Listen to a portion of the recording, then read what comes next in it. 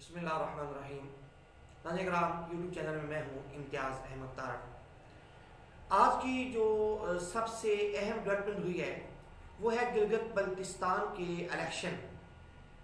مسلم league, نون، Peoples party اور تحریک انصاف، اس کے علاوہ اور بھی آزاد امیدوار وہاں پہ موجود تھے، لیکن مجلس وحدت المسلمین بھی اس کے علاوہ وہاں پہ اپنے کینڈیڈیٹ کو میدان میں اتار چکی تھی۔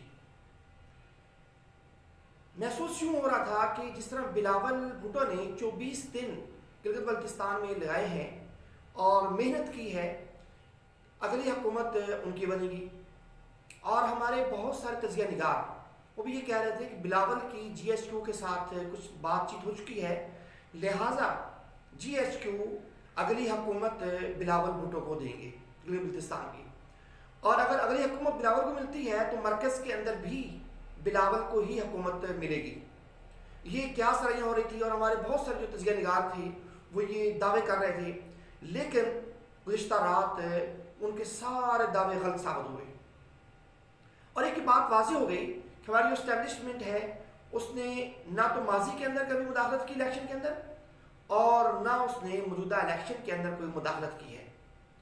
اگر وہ الیکشن کے اندر مداخلت کرتی ہے تو پھر 2008 کا جو مینڈیٹ تھا زرداری صاحب کا، کیا ان کا وہ ٹھیک تھا، ذاتی تھا؟ یا پھر 2013 کا جو مینڈیٹ تھا میر نواز شریف صاحب کا، کیا وہ بالکل درست تھا؟ ان کے اوپر بھی پھر جو ہے نا انگلیاں اٹھیں گی اگر وہ مینڈیٹ کے اوپر مداخلت کرتی ہے تو۔ لیکن ایک بات واضح ہو گئی ہے کہ گلگت بلتستان کے جو عوام تھے انہوں نے فوج مخالف بیانیہ مسترد کر دیا ہے۔ مریم نواز صاحبہ نے وہاں پہ جا کر لوگوں کو اشتعال دلایا، جلسے کیے، اور یہاں تک کہا کہ جو لوٹا ہے اس کا گھیراؤ کرو، اس کے پیچھے تک جائیں گے۔ بلکہ یہاں بھی کہا کہ جو لوٹا ہے اس کی جگہ جو ہے وہ عوام نہیں ہے، بلکہ اس کی جگہ بیت الخلاء ہے، واش روم ہے۔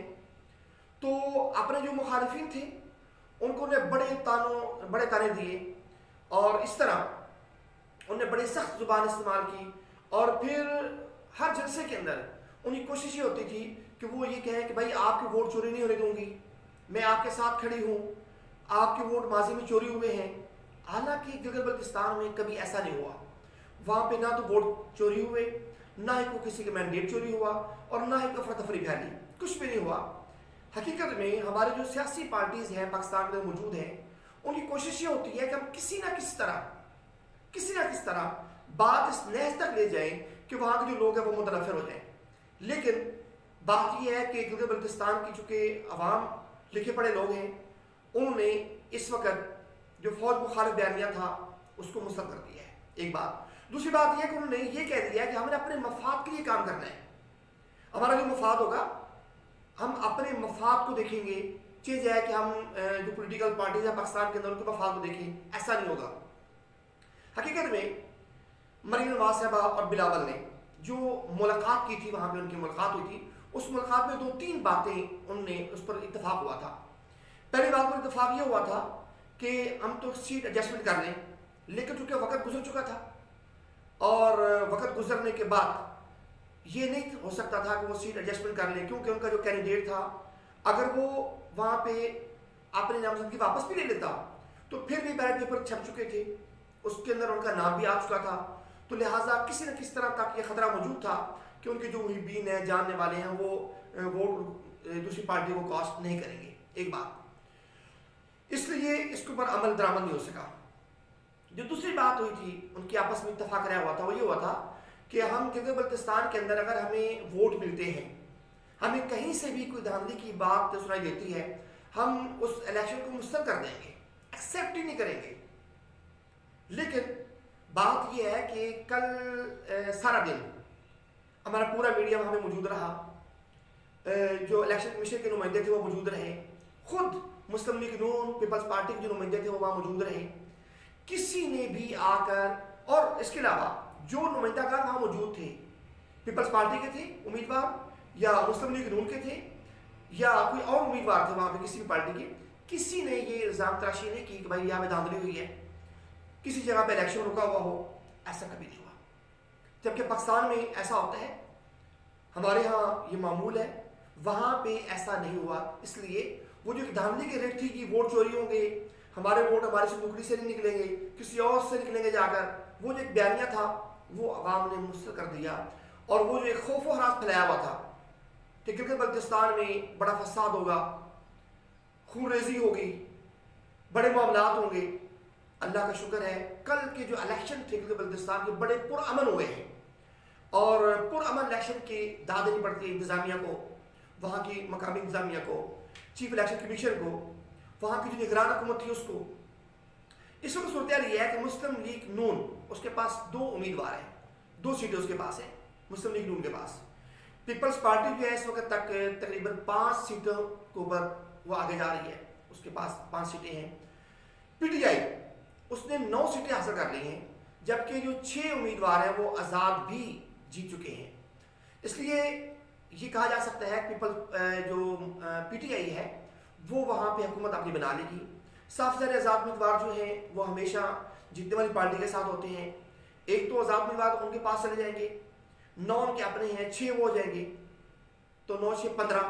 और इसके अलावा एक अपना मुतदा वहादुल मुस्लिमीन का एक नुमाइंदा है और एक 16, साफ सारे 16 उनके पास मेजोरिटी आ जाएगी। तो 16 अफराद जो है उनके पास आ जाएंगे, तो उनके पास MPs हो जाएंगे, तो उनके पास मेजोरिटी है और वो अपनी हुकूमत वहाँ बनाएंगे। लेकिन एक बात याद रखिए, मुस्लिम लीग नून ने गिलगित बल्तिस्तान के अवाम के साथ एक वादा किया था कि हम आपका सूबा बनाएंगे, और सरताज अजीज साहब के ज़ेर निगरानी एक कमेटी भी बना दी गई थी। लेकिन उस कमेटी ने कोई काम नहीं किया, जिस बिना पर वहाँ के अवाम ने अपना जो ज़मीर था उसके आवाज़ पर लब्बैक कहते हुए इस दफ़ा पीटीआई को वोट दिया है और पीटीआई के साथ अपनी उम्मीदें वाबस्ता की हैं।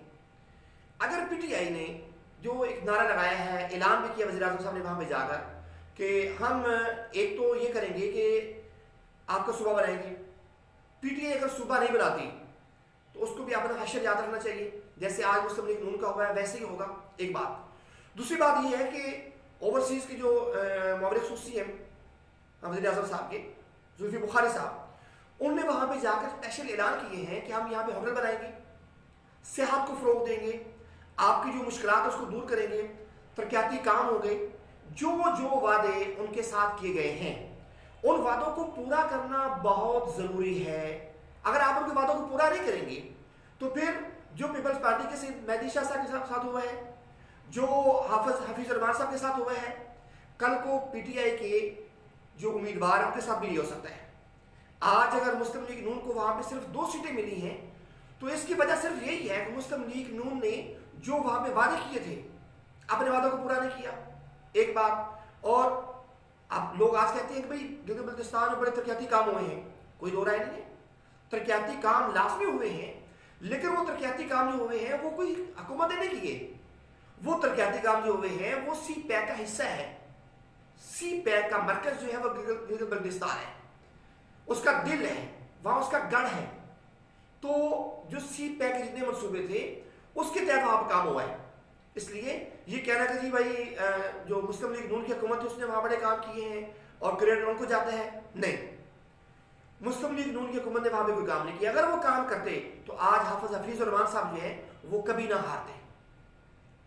अगर उनने काम किए होते तो 15 से उनकी सीटें थी, लास्ट इलेक्शन में 15 सीटें थी उनकी, इस इलेक्शन में सिर्फ वो 2 सीटों तक महदूद ना होते। तो ये बड़ा अलमी है हमारी सियासी जमातों का। इलेक्शन जीतने के बाद वो अपने मंशूर को भूल जाते हैं और अपने वादों को भूल जाते हैं। तो पीटीआई को ये नहीं करना। अगर पीटीआई ने ऐसा किया फिर उसका हशर भी मुस्लिम लीग नून और पीपल्स पार्टी जैसा होगा। इसलिए वज़ीर आज़म इमरान खान, जुल्फी बुखारी, जिन लोगों ने वहाँ पे वादे किए हैं, जो आवाम के साथ वादा किया गया है, उस वादे को पूरा करना आपकी जिम्मेदारी है। अगर आप वादे को पूरा नहीं करेंगे फिर आपके साथ भी वही होगा जो आज आपके मुखालिफिन के साथ हुआ है।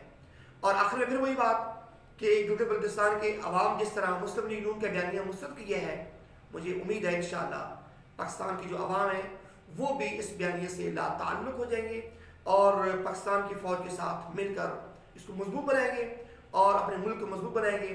फ़ौज मजबूत होगी, मुल्क मजबूत होगा, मुल्क मजबूत होगा, मैशत मुस्तहकम होगी और आवाम को रोज़गार मिलेगा। बहुत शुक्रिया।